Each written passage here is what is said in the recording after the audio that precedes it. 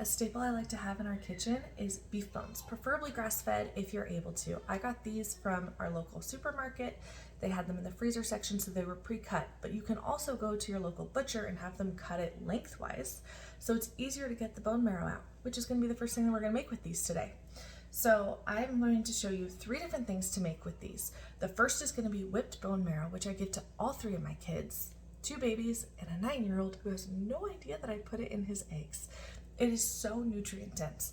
Then I'm going to take those same bones and put them into my crock pot, and I'm going to make bone broth. So nutritious. With that bone broth, I'm going to pour it into mason jars, put it in the fridge so I can heat it up for us throughout the week, which again, all 3 kids eat or drink, and I make hot cocoa with it, so it's amazing. Then when you put it in the fridge, the top oily part is going to solidify. That's tallow. So I keep that in a jar like this. I keep putting each little piece in there, and when the jar is filled, I render it down again, and I make beautiful tallow that is normally like $20 to $30 in the store. So with that, I can make whipped tallow, which I love to use as like diaper butter or just on our skin. Use it every day. You can also use it for cooking. So in place of butter, you can use it. You can even use it to make pie crusts, which I have done, and they are so flaky and delicious. So there's so many different things that you can make with one set of beef bones.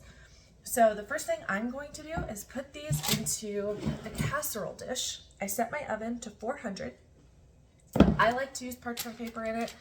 Don't beat me up for it, but it makes it not stick to the bottom, and I like an easy cleanup. I mean, it's not foil, it's not great, but that's what I use. So I'm going to put all of these bones in the casserole dish. I'm going to cover them with salt. Make sure that they're not frozen. If they are frozen, just bring them up to temperature in the casserole dish.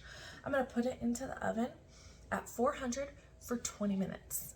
I'm going to take them out after that, scoop out all the marrow, put the marrow into a bowl, put it in the fridge for 15 minutes.